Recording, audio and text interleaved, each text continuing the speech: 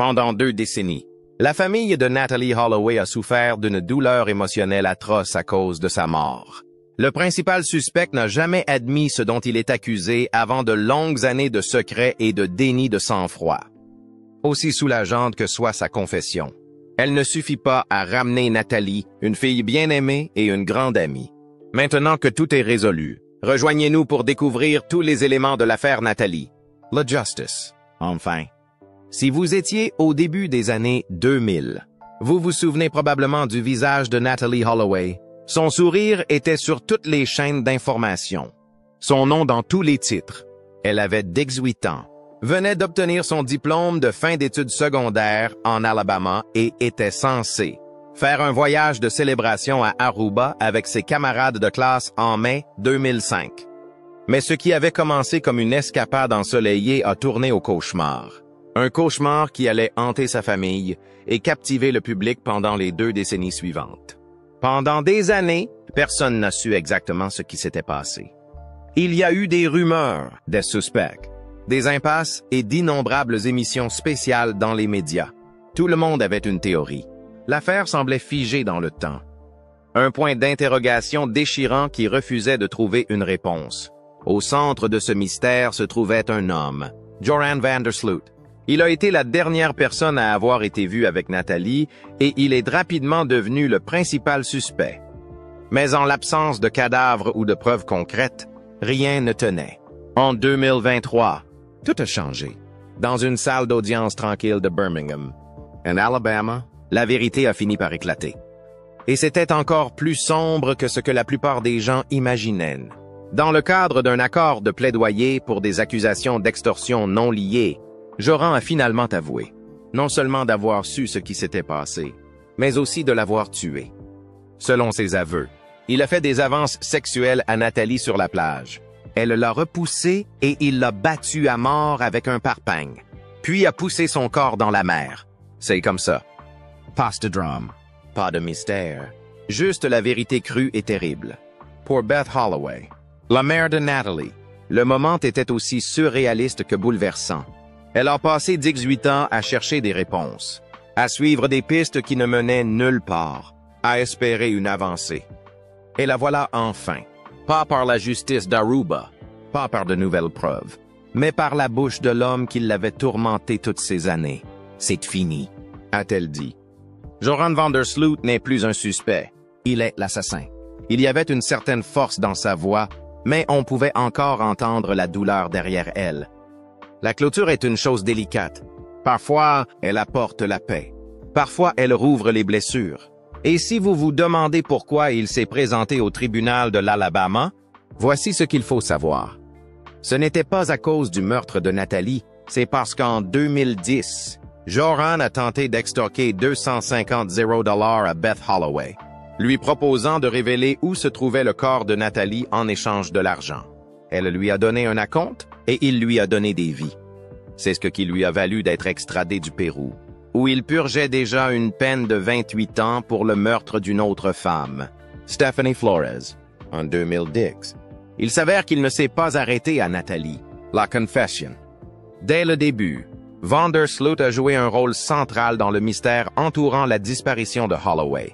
Il était la dernière personne connue à se trouver avec Natalee la nuit du 30 mai 2005, lorsque la jeune fille de 18 ans, diplômée d'un lycée de l'Alabama, s'est volatilisée lors d'un voyage à Aruba, presque immédiatement. Ses déclarations à la police ont commencé à changer. Dans un premier temps, il a affirmé qu'il avait déposé Natalee à son hôtel avec 2 amis.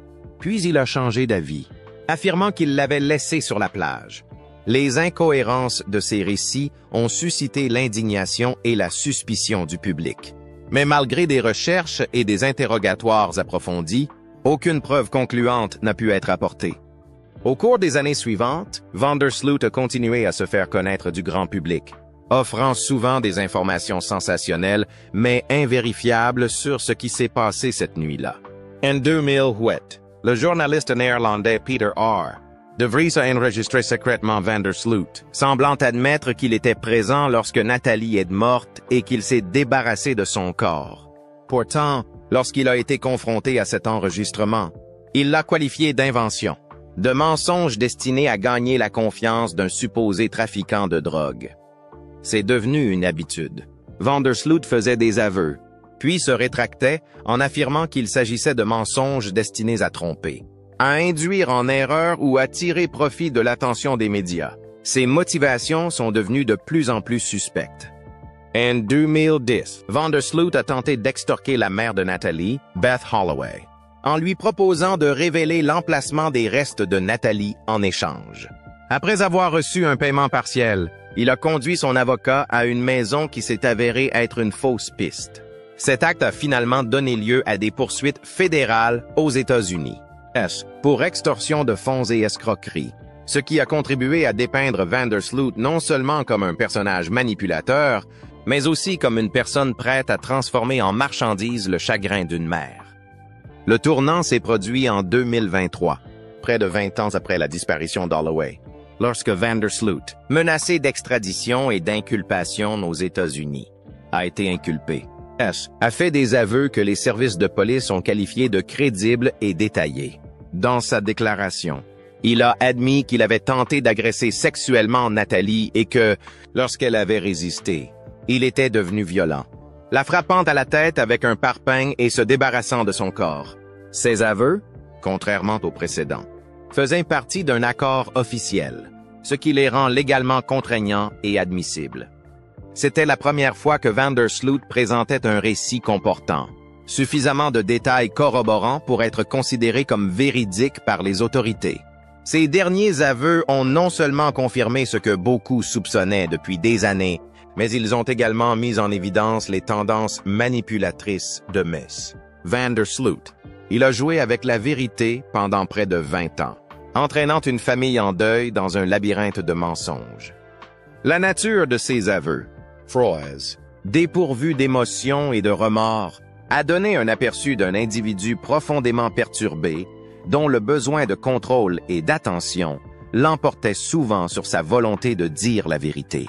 Il ne s'agissait pas seulement d'une révélation de culpabilité, c'était le point culminant d'une longue campagne de guerre psychologique.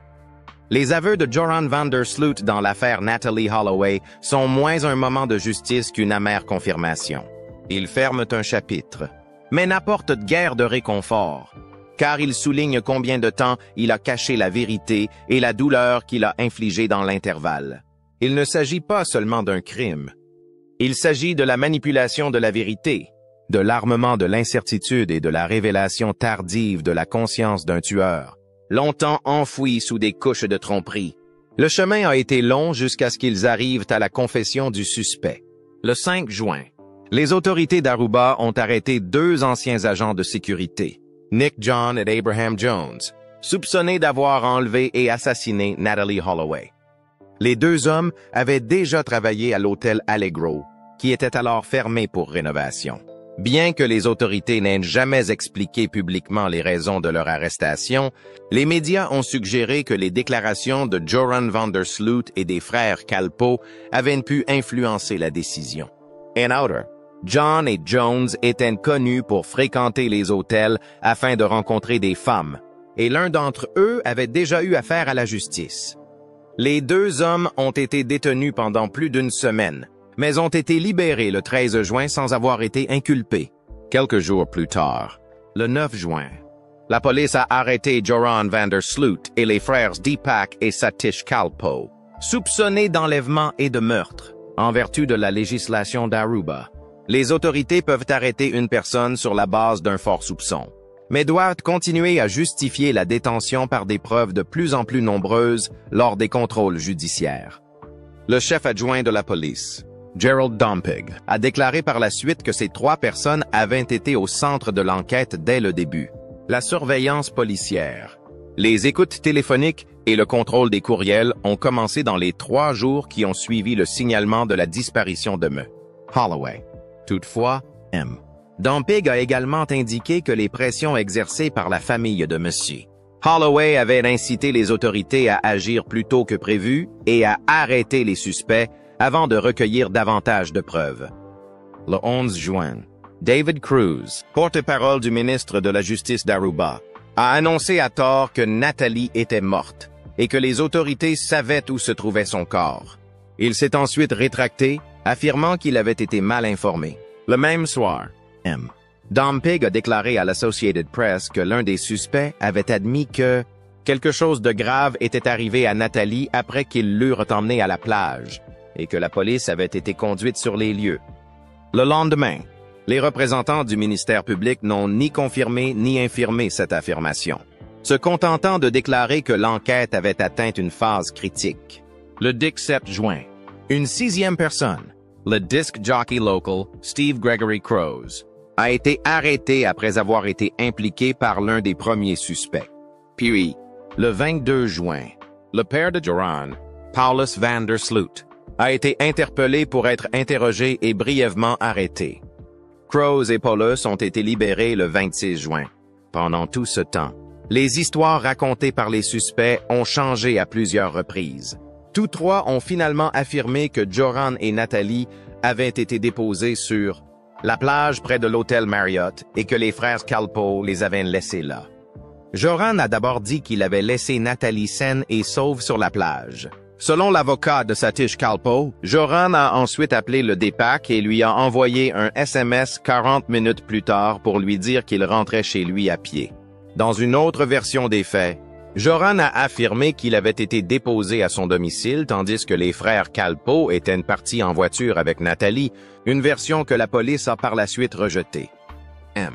Dom Pig a critiqué ce troisième récit, suggérant que Joran n'avait changé son histoire que pour rejeter la responsabilité sur les frères Kalpoe après qu'ils aient commencé à le pointer du doigt. Il a noté que les incohérences entre leurs déclarations ont provoqué des disputes entre les suspects lors des audiences du tribunal. Dom Pig a exprimé sa confiance dans la deuxième version de l'histoire, selon laquelle Natalie et Joran ont été laissés sur la plage près de l'hôtel Marriott. À la suite d'un contrôle judiciaire, les frères Kalpoe ont été libérés le 4 juillet, tandis que van der Sloot est resté en détention pendant 60 jours supplémentaires.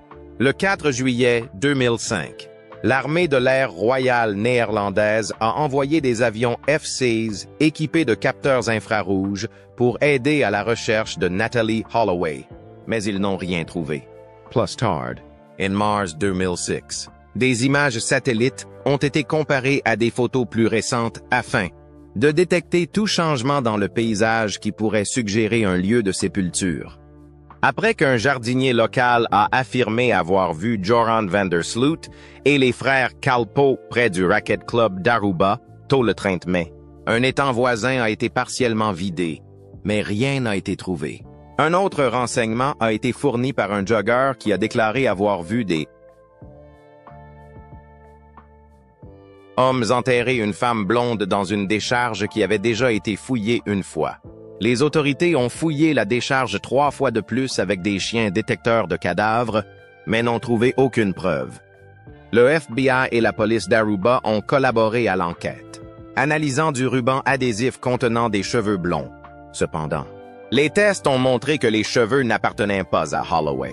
Le 26 août, les frères Kalpoe ont été arrêtés à nouveau, ainsi que Freddie Arambatsis, qui était soupçonné dans une affaire sans rapport avec l'affaire, impliquant un mineur.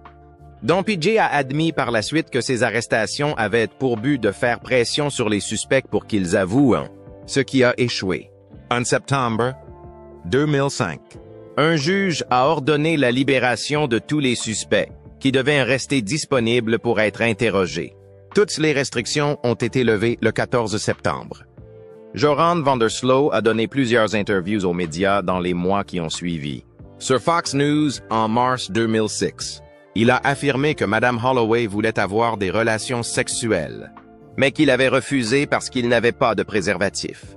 Il a déclaré qu'elle avait choisi de rester sur la plage et que son ami Satish était venu le chercher vers 3 heures du matin.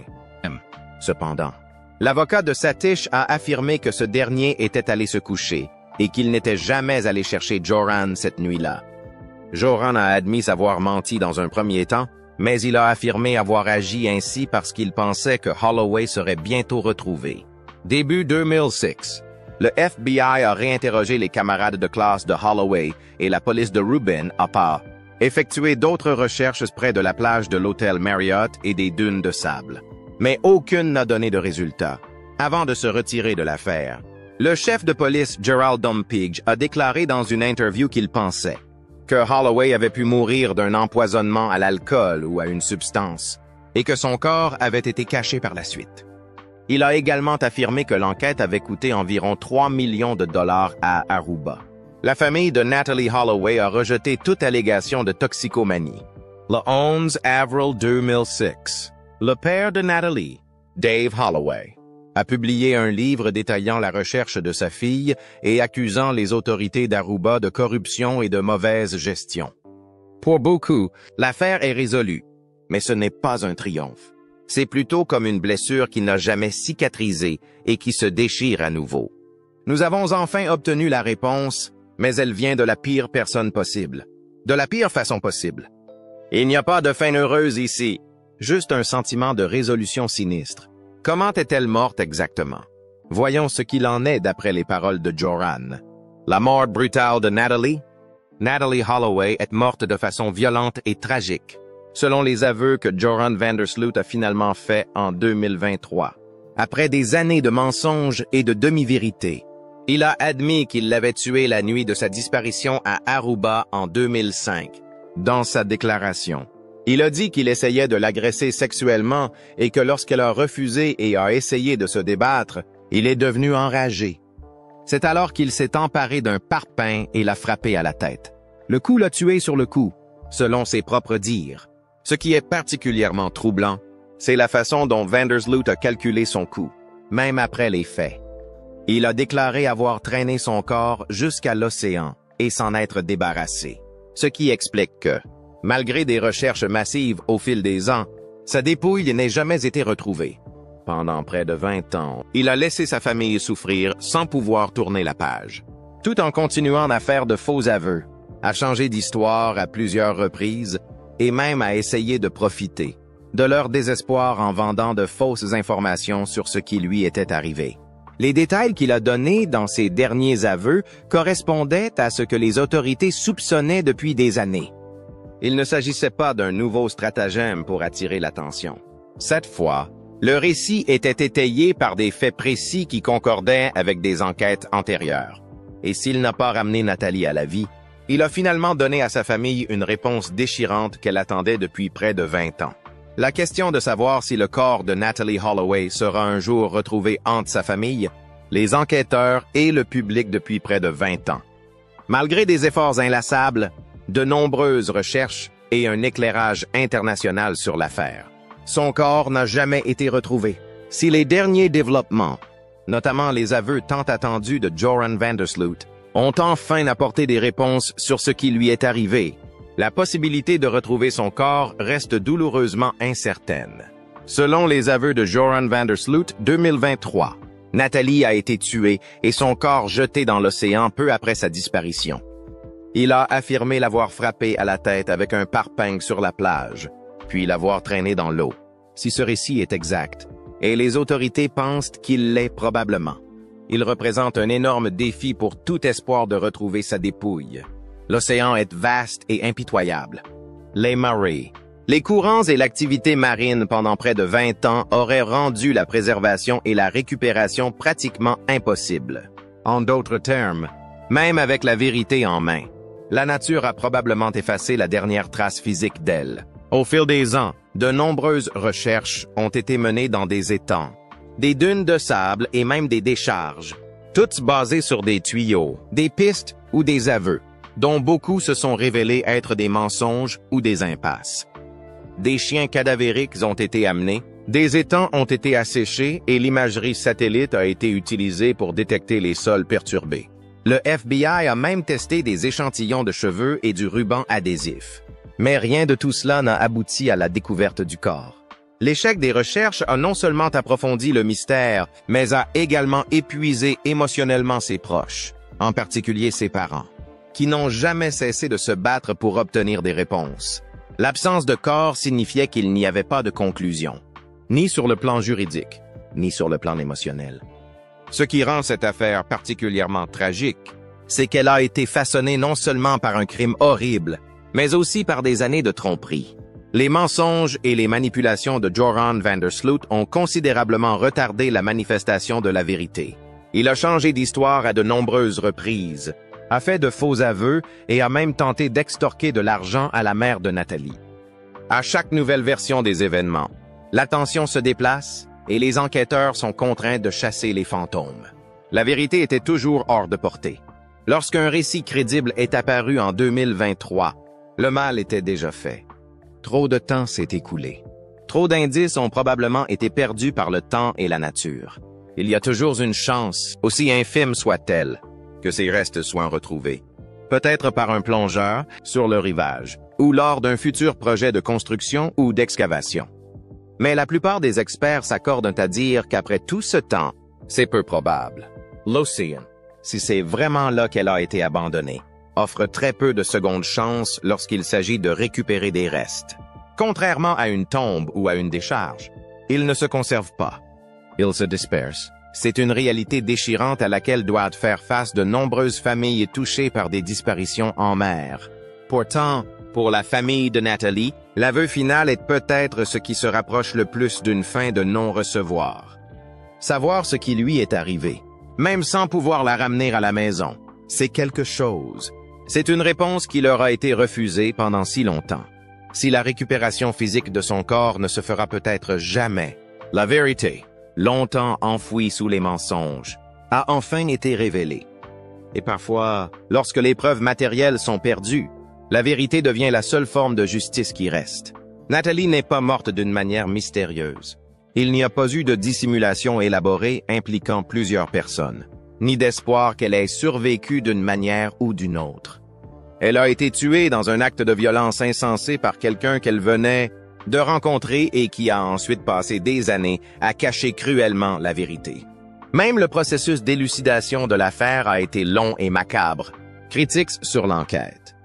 La famille Twitty et ses partisans ont critiqué ce qu'ils considèrent comme un manque de progrès de la part des autorités d'Aruba dans l'enquête. Cependant, les Twitty eux-mêmes ont dû faire face à des réactions négatives pour leurs actions sur l'île.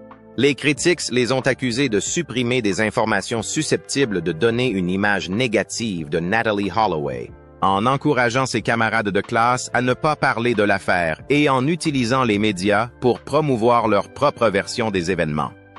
Affirmations rejetées par les Twitty. Beth Twitty a publiquement affirmé, lors d'interviews accordées aux médias et dans son livre, que Joran van der Sloot et les frères Skalpö en savaient plus sur la disparition de Natalie qu'ils ne l'avaient révélé. Et elle a affirmé qu'au moins l'un d'entre eux avait agressé sexuellement sa fille. Le 5 juillet 2005, après la libération initiale des frères Skalpö, Twitty a déclaré « 2 suspects impliqués dans un crime violent contre ma fille ont été libérés hier, et je les ai qualifiés de criminels. » Le soir même, quelques 200 Arubains ont manifesté devant le palais de justice d'Oranjestad, brandissant des pancartes sur lesquelles on pouvait lire « Innocent jusqu'à preuve du contraire » et « Respectez nos lois néerlandaises ou rentrez chez vous ». En réponse aux commentaires de Twitty, l'avocat de Satish Skalpö a menacé d'intenter une action en justice, qualifiant les allégations de préjudiciables, d'incendiaires, de diffamatoires et de totalement scandaleuses. Le 8 juillet, Madame Twitty a publié une déclaration publique indiquant que ses remarques étaient motivées par le désespoir et la frustration. Et elle s'est excusée auprès du peuple et des autorités d'Aruba pour toute offense causée. En 2007, Beth Twitty a publié Loving Natalie, testament d'espoir et de foi d'une mère. La même année, elle a participé à l'émission Nancy Grace, réitérant sa conviction que Joran van der Sloot et les frères Skalpö étaient responsables du crime. Elle a insisté sur la nécessité de continuer à faire pression pour que justice soit faite, en déclarant « Si nous abandonnons, il ne se passera absolument rien ». Après qu'une émission de télévision néerlandaise de Peter R. de Vries a diffusé des enregistrements vidéo impliquant van der Sloot, Twitty a maintenu que les séquences décrivaient fidèlement les événements entourant la disparition de Natalie. Dans une interview accordée au New York Post, elle a déclaré qu'elle pensait que sa fille serait peut-être encore en vie si van der Sloot avait cherché de l'aide. Elle l'a accusé d'avoir jeté le corps de Natalie dans la mer des Caraïbes peut-être alors qu'elle était encore en vie. Tweety a également affirmé que Joran avait contacté son père, Paulus van der Sloot, qui a aidé à orchestrer la dissimulation. La famille Holloway a également affirmé que Paulus van der Sloot bénéficiait d'un traitement de faveur de la part du système judiciaire d'Aruba. Après qu'un tribunal a décidé de ne pas réarrêter van der Sloot, Tweety a fait remarquer que sa vie était un véritable enfer, avant de déclarer « Je serais d'accord pour que Joran soit incarcéré dans une prison Midnight Express, où qu'il se trouve. » En réaction à la disparition de sa fille, Madame Tweety a fondé l'International Safe Travels Foundation, une organisation à but non lucratif visant à sensibiliser le public à la sécurité des voyages internationaux. En mai 2010, elle a annoncé l'ouverture du Natalee Holloway Resource Center au National Museum of Crime and Punishment à Washington, D.C. Le Center, qui a ouvert ses portes le 8 juin, a été créé pour aider les familles de personnes disparues. Bien que les Holloway se soient d'abord opposés au boycott d'Aruba, ils ont changé d'avis en septembre 2005. Beth Tweety a publiquement exhorté les Américains à éviter de se rendre à Aruba et dans d'autres territoires néerlandais en raison des inquiétudes concernant la sécurité des touristes. Lors d'une conférence de presse tenue le 8 novembre, le gouverneur de l'Alabama, Bob Riley, et les Holloway ont appelé au boycott. Riley a également contacté d'autres États membres de l'Union européenne pour obtenir leur soutien, et ceux de la Géorgie et de l'Arkansas se sont joints à eux. Le conseil municipal de Philadelphie a adopté une résolution demandant au gouverneur de Pennsylvanie, Ed Rendell, de se joindre au boycott, bien qu'il ait refusé et qu'il n'y ait pas eu de soutien fédéral. Certains membres de la délégation du Congrès de l'Alabama ont soutenu le boycott, notamment les 2 sénateurs et le représentant Spencer Backus.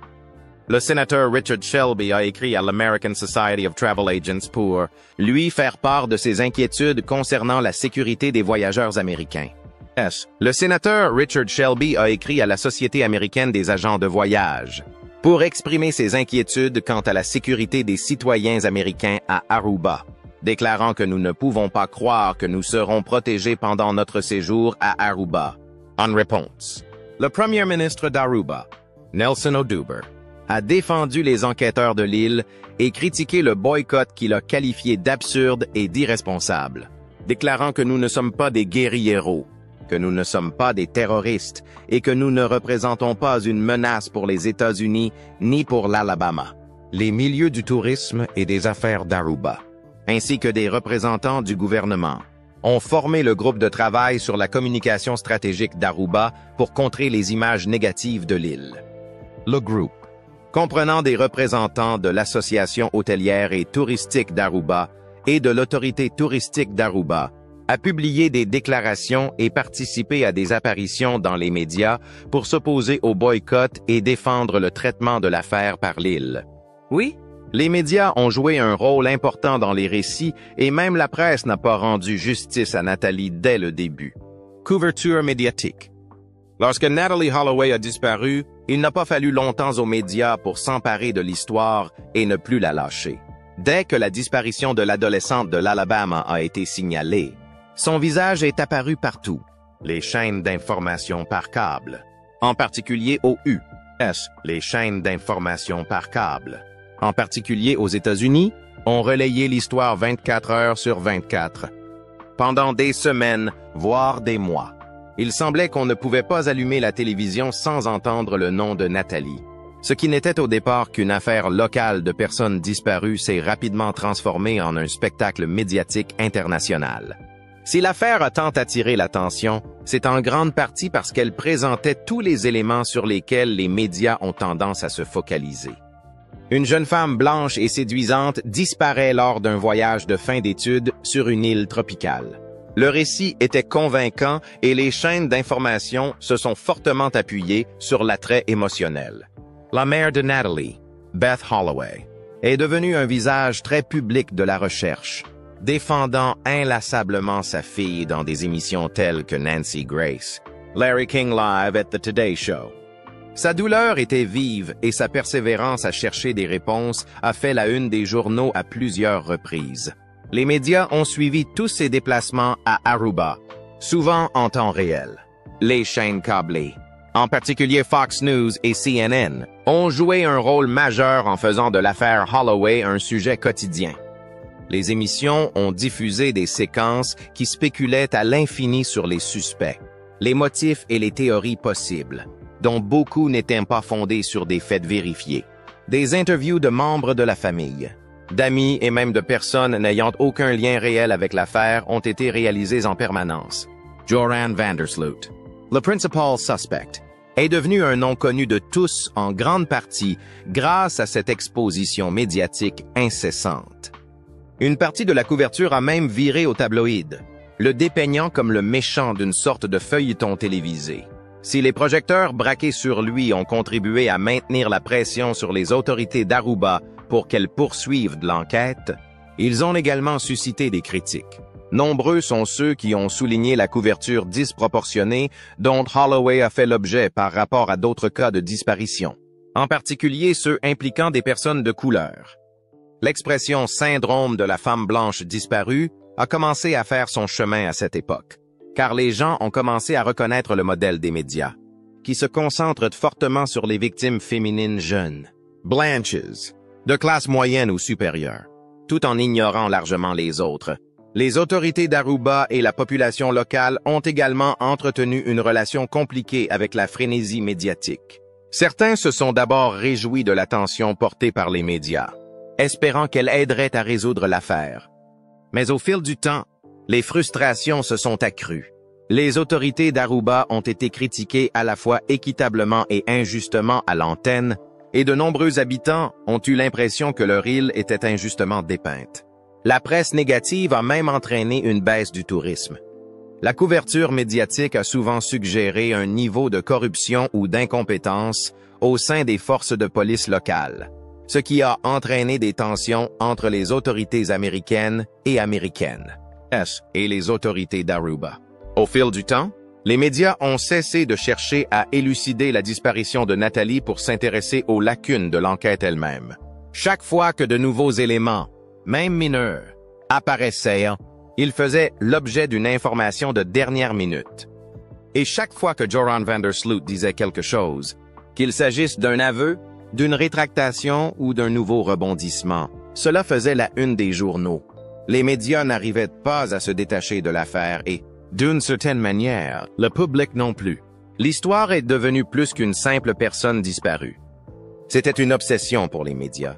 Même des années plus tard, chaque nouvelle information, en particulier lorsque Vandersloot a été arrêté pour un autre meurtre au Pérou, ou lorsqu'il a finalement été extradé vers les États-Unis, a ramené l'affaire sous les feux de la rampe. Des documentaires, des émissions sur les crimes réels et même des émissions spéciales dramatisées ont permis à l'histoire de Natalie de rester dans l'esprit du public longtemps après que la couverture médiatique quotidienne se soit estompée.